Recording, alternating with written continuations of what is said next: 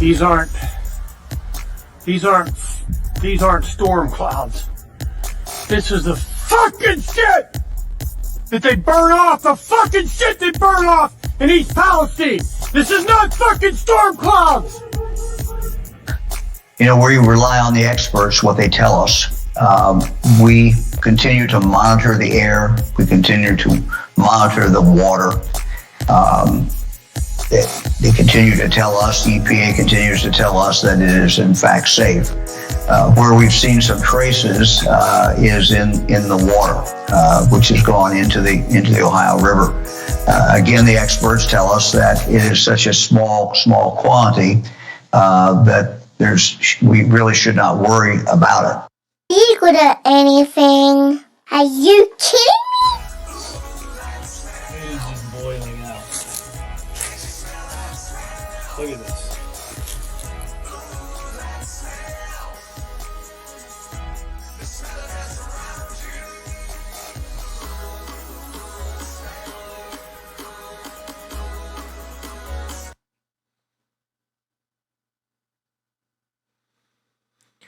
I figured with the release of the NTSB statement saying the vet and burn wasn't necessary, which is what I've been preaching since the middle of February when I was leaked the rail car temperatures of their cars. I figured we'd go back in the archive, and this is your Lord and Savior of East Palestine. This was his testimony, if you want to even call it that, in front of the PA committee. Just listen to him. This is your savior of East Palestine. Hero and Governor DeWine and PEMA Director Pat Field when a decision was made to release and burn the deadly chemicals creating phosgene gas, yes or no? Senator, I was not on that phone call. Were the governors asked for input in that decision-making process? Senator, the ultimate decision made by Unified Command under the leadership of the incident commander was made on Monday, February 6th. Based on the conditions on the ground as we knew them, there was concern about an uncontrolled catastrophic explosion that would shoot harmful chemicals and shrapnel throughout the area. And Lie. So the decision made by Unified Command under the direction of the incident commander was a controlled vent and burn. If I could just clarify something here. So I joined the Army in the 80s. I'm an old soldier. And in that environment, we were all trained in nuclear, biological, chemical warfare. And any chemical release was never controlled by any of us because there's atmospherics, of course, that weigh in and determine or direct the course these winds will blow or the moisture in the air might take it. We don't control atmospheric dispersion. We could guess at it. So I can't accept any idea that any of this was controlled. Once something is set loose, it's up to the elements. But Senator Muth has a brief question. Yeah, since you're on this line of questioning, I just need you to clarify, Mr. Shaw. You said that the incident command person was the local fire chief, correct? The incident commander, which led Unified Command, is the local Fire Chief Drabeck. Yes, ma'am. So the local fire chief led the entire operation on the ground, including the decision of the burn.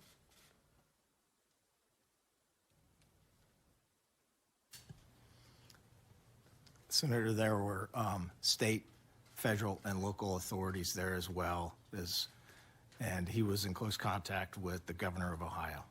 So who ultimately then, I guess maybe for the public's sake and my own, can you list who's in the Unified Command? Like who are those entities or people or agencies? Senator, I can give you a specific list. I'm happy to follow up. I can tell you that it included federal, state, and local agencies from Pennsylvania and from Ohio. Okay, I'm just trying to understand like who is comprised in this decision-making process based on, because I don't know, I'm not a part of Unified Command.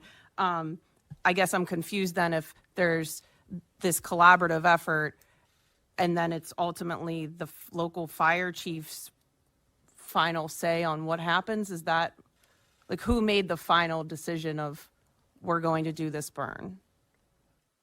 We had a previous hearing where there was mention of modeling, which was my part of the subpoena that was declined to be responded to, about what is this modeling data that was in consideration by Unified Command. And I'm just trying to understand that piece as to how this all happened. So if I could jump back in here, and please do address that question, but I'm going to back it up here.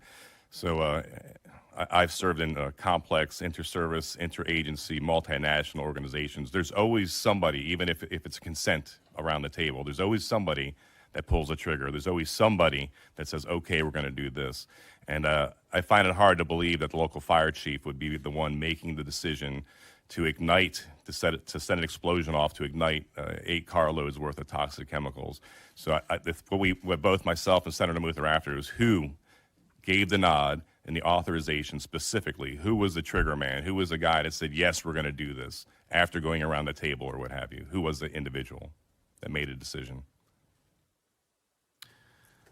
Senator, thank you for that question. I understand your point. My understanding is that the Unified Command was aligned on this, and it was ultimately the decision of the incident commander and fire chief in conjunction with Governor DeWine, who was there as well. And what role, since you're just mere feet from the Pennsylvania border, especially when you dug that trench, which I surmise you built towards the east, because if you built the trench west to dump the chemicals into, it would have been downtown East Palestine. No question was asked to the Shapiro administration on their thoughts about this then. Senator, my understanding is there were state and local authorities from Pennsylvania there as well, and I can tell you that my understanding is that Governor DeWine was in direct contact with Governor Shapiro. So in this regard, we received testimony that indicated prior to the decision to ignite these catastrophic toxic chemicals, it was 1 car's worth of toxins that were discussed. Director Padfield said the next day he was told 8 cars would be burned in the end. Additionally, he said the analysis said that the toxic elements released in this burn, which is never controlled, this burn, initially the slide from Norfolk Southern, we're told, was 70% toxins, phosgene, and other very dangerous chemicals. And the next day he said only 1% would be toxic Just chemicals. go from 70% to 1%? I don't know where these numbers came from. We definitely need to get our hands on that. I do know we subpoenaed this data here. Will you be forthcoming and be able to provide us with this data, as well as the names of all those involved in this decision-making cycle? I know that local fire chief was not the guy on the ground making the final decision on it. There's allegations last week in Congress that this was more a business decision to get the trains running again rather than it was best for the safety of the people. If it was for the safety of the people, the soil would have been removed and the chemicals would have been removed without a burn, as much as possible. And so we need to know who pulled the trigger. So who exactly was the guy or gal behind the scenes there? And the Unified Command Structure said, yeah, we need to do this. And then went around the table, asked for everyone's consent. Senator, the Unified Command, my understanding, was aligned around the decision. It was led by the incident commander, who was speaking very closely with Governor DeWine. What role did you play in the authorization to release and then detonate this vent and burn?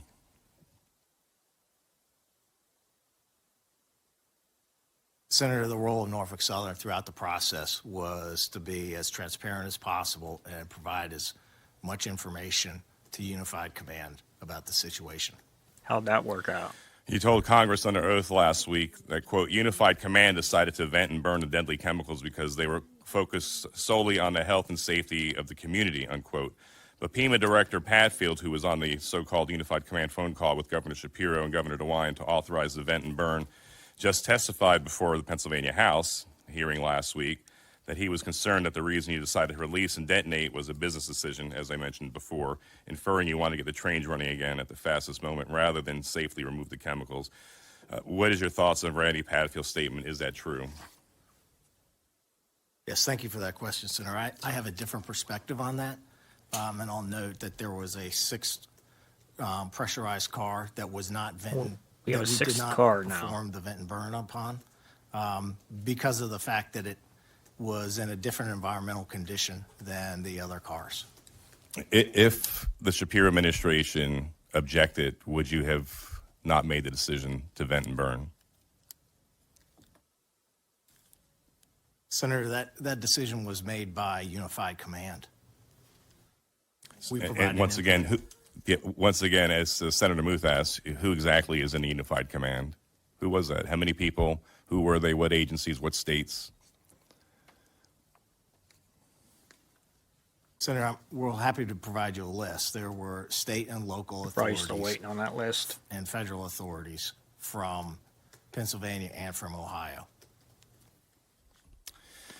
And lastly, before I hand it over to my colleagues, Pennsylvania residents were told to evacuate into Ohio, showing that the real concern was that the modeling showed that Pennsylvania would have the chemical plume from the so-called vent and burn blowing over that, according to the atmospheric dispersion study that we saw from NASA. Did Pennsylvania members of the Unified Command order no evacuation center set up in Pennsylvania, or was that your order directing people to flee into Ohio? Senator, I can't comment on that. That was not Norfolk Southern's order. What role did EPA play in this decision-making cycle?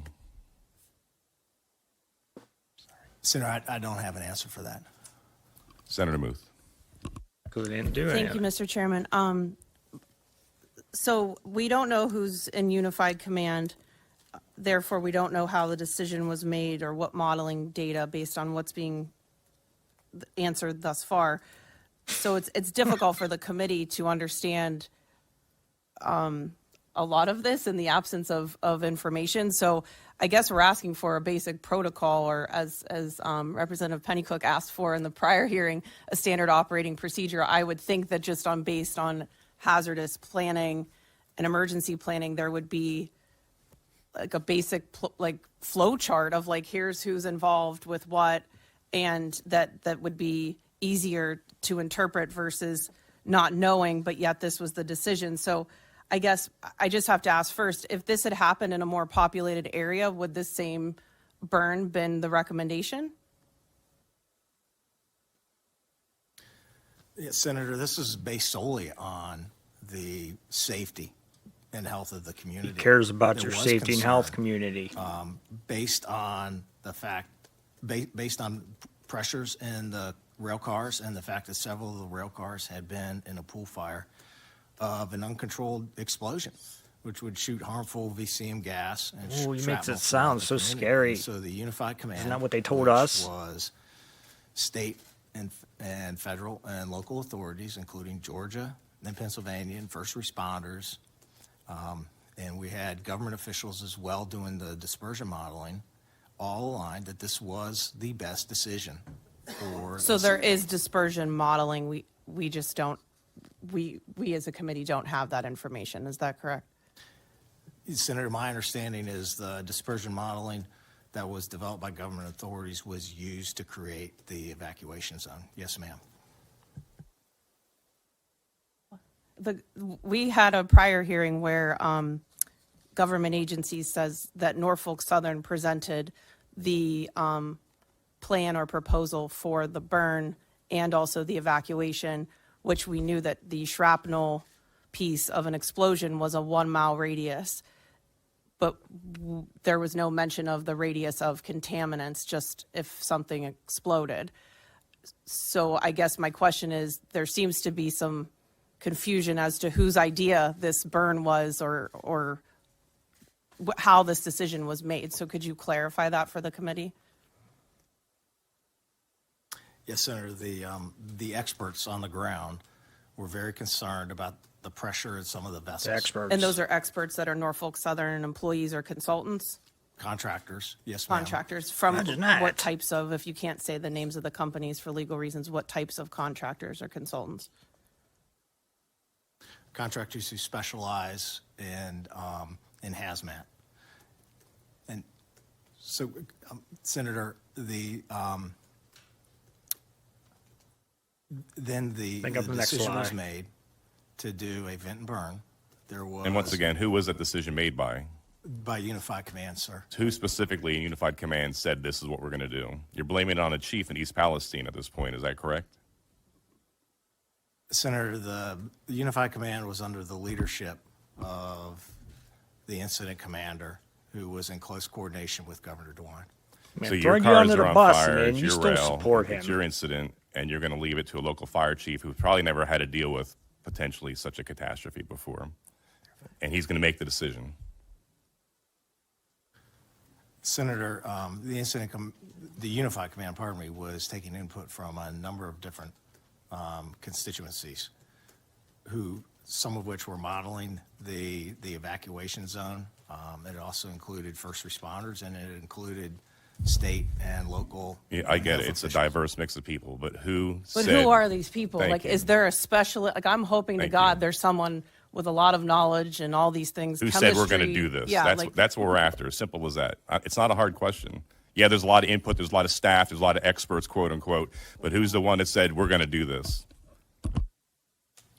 Senator, ultimately the decision falls under the incident commander, who And that was the fire chief then of East Palestine. You're Throwing saying. you under the bus again, You're saying he was the Chief. trigger guy. He was the one that said, okay, we're going to make this happen after we received all the input.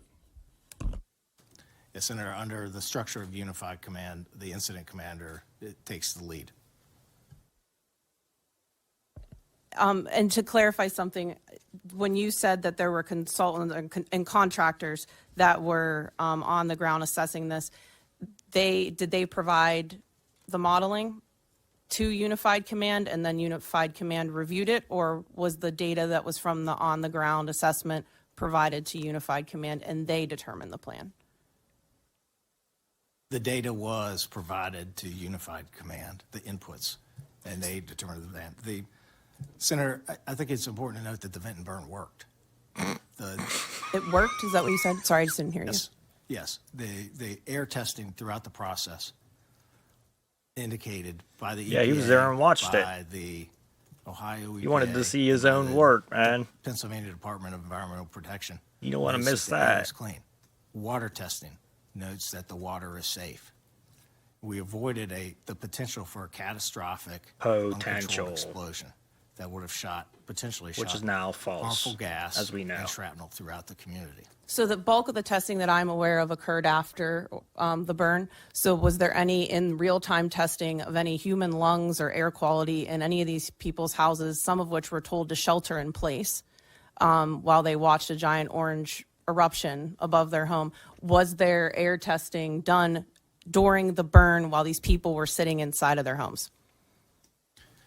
Yes, Senator. Air testing was in place shortly after the derailment, and air testing indicates that the air quality was safe throughout the community during the vent and burn, before, during, and after. So there's data that shows post-derailment but pre-burn air quality, I'm guessing, right? So there should be levels before the burn. Then there should be data that's during the burn and after. Does that data exist somewhere? Senator, yes, that's my understanding. And the data shows that in the community, outside of the evacuation zone, the air was safe.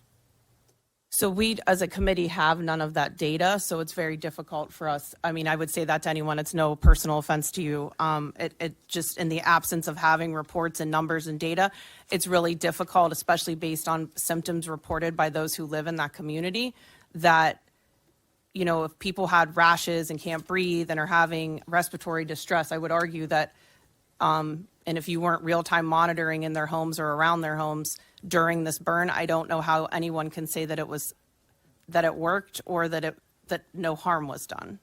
Because if you're burning off things during that burn, you could argue the highest contaminant level would be during the burn. Senator, I'm very sorry for the impact that this has had on the community. Here we I go with do this again. understand that some of the citizens have developed symptoms with which they're not comfortable or familiar, and we would strongly encourage those citizens to go seek trusted medical attention, and Norfolk Southern will reimburse those visits and pay for the medical expenses if those folks would come visit us at the Norfolk Southern Family Assistance Center, which was established within hours, within a day after the derailment. And so is the Family Assistance Center set up to ease community anxiety? Because if you're saying there's nothing wrong, there was no contamination or harm done, that was actually, you led me into my next question, was even the health compensation fund, why is it necessary if no one was poisoned? Come on, Shaw. Senator, the Family Assistance Center was set up within 24 hours of the derailment to help folks with recovery assistance, to help folks who were impacted by it, whether that's they needed to evacuate and they had expenses associated with that. It was also to help folks who may have just had inconvenience or been impacted. And it was also designed to provide folks with information. The testing by the air and the water is done by trusted government agencies, the EPA and the Ohio EPA and the Pennsylvania Department of Environmental Protection. Do you know that when a entity does testing, a lab testing, that they own that data, therefore it's at their discretion as to what data is presented in a final report? Are you aware of that? You as Norfolk Southern can tell the entity you contracted, the acronym CH, whatever the entity, thank you. Please test for A through Z, but we want you to generate a report that says A through H. Senator, I'm not aware of that. I am. So I just wanted to ask, in terms of the public trust thing, that often all of the testing components. There's your Lord and Savior, man, of East Palestine, right there. I had to pull something in that archive. You guys watch that whole thing. That whole thing is just a crap show with what we learned at the NTSB hearing and, you know, what he said in this. Some, you know, big differences. And with the release of, you know, the vent and burn wasn't necessary. We'll cover that in my next video. You know, DeWine refusing to press charges. This goes deeper than we think, I do believe. But I just had to pull something out of the archive because I was listening to this the other day and I was just laughing because they did that for your health and safety. They went from a 70% chemical exposure, you know, when they lit it off. Now, the first one was one car, okay? We go up to 5 cars. He said there was a 6th car they didn't do. And then we go from 70% down to 1%, but we add 4 cars. Something just doesn't add up there, and we know that. But, all right, guys, I said, you know, we're due for a laugh. Here's your savior, East Palestine, man. He cares about your health. He's going to give you a nice $25 million park. So, you know, when you pass away, they have somewhere, you know, your family members can meet in this really nice park for you. I'll catch you guys later.